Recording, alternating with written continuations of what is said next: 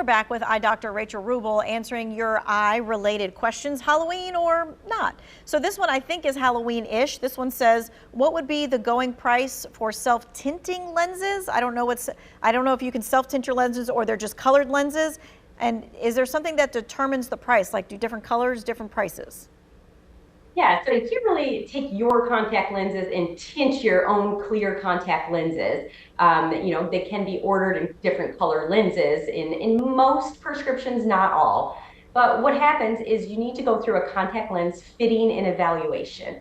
That is where the eye doctor will determine the curve of your eye, the diameter of the lens needed, prescription if needed, to get the best fit. And that will range among the eye doctor offices. So you'd want to call your local eye doctor and ask them about a contact lens fitting and evaluation. You may have insurance benefits with your vision insurance company that you could use towards that as well. Yeah, and it's never a problem to ask someone how much the services are and what the charges are. I mean, they're going to charge you, so there's no reason why you can't feel okay to ask that question. Absolutely, you're absolutely correct. And a lot of the times we'll see vision insurance companies tell us, like, here is their copay for a fit and evaluation. So sometimes it's not even the eye doctor determining it, it's the insurance company. Right. Okay. This next person says, if you've had cataracts removed, can you wear contacts for reading glasses? You can. So in a standard cataract surgery, typically a standard implant is put in and sets you to see far away, distance, like driving. So then it leaves a lot of patients unable to see up close on the computer and reading. There are contacts, multifocal contacts, that they could wear that has a reader in the lens to allow them to see up close. Okay.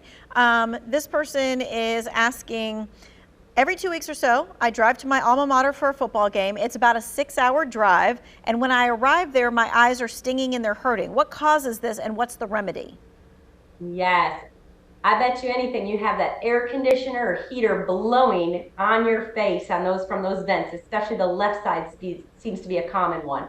So the eyes more than likely are drying out, the tears are evaporating. You want to make sure when you are driving, angle those vents at the lower half of your body. Before starting a long drive, you may want to use a preservative-free artificial tear to hydrate those eyes. And when you arrive, do the same thing to make sure that tear film is nice and moist and fluid. Okay. And then someone is asking about, are there different costs associated with exams for contact lenses or glasses? Yes, there are. A routine eye exam is just like it sounds. It's routine. It's to check the health of your eyes and give you a glasses prescription. Contact lenses are a medical device, so they do require a different examination, which is the contact lens fitting and evaluation. And insurance companies do separate that out as well. You'll see a routine exam copay and a contact lens exam copay. So they are two different exams, most of the time done in the same time of your appointment at your eye doctor's office. Okay, let's get back to Halloween-ish kind of questions. Someone's asking about the false eyelashes. Now, false eyelashes, though, have become like pretty mainstream too. So are there any like good glues or better glues to use with those? You want to be very, very cautious with those semi-permanent glues, especially ones found at the drugstore. They can contain formaldehyde in them that causes a lot of allergic reactions. We'll see patients come in beautiful new eyelashes, but bright, bright red eyes because of an allergic reaction. And sometimes we have to remove the lashes in the office. So you want to look for things that are hypoallergenic.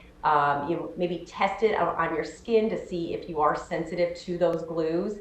And remember, those glues and the lashes can actually damage your natural follicles as well, causing long-term eyelash loss. So you want to be careful with doing eyelash extensions. If you are doing one, I do it in a very reputable, hygienic salon that has done this numerous times. They know what to do if you do have a reaction, whether it's an allergic reaction or an infection. Other thing you could do outside of eyelash extensions is look more at the magnetic strips. Yeah. Again, not a huge fan of those because you're putting a magnet around the eyes, but you're not using glue, so you don't have that risk of that allergic reaction. Okay. This person is asking, can you wear contacts if you have an astigmatism? Absolutely. That is a very common misconception. If you have an astigmatism, if you need reading glasses and distance glasses. Those are things we can put into contact. They may even make multifocal astigmatism contacts now to allow you to see far away, intermediate, up close, and correct the astigmatism. All right, this person says, my 2-year-old sometimes pokes at his eyes and is sensitive to light. Does he need an eye exam? I would recommend an eye exam because that could be numerous things. For someone that young, maybe they don't have a lot of pigment in their eye and they're more light sensitive. Maybe their eyes are drying out. Maybe they have allergies.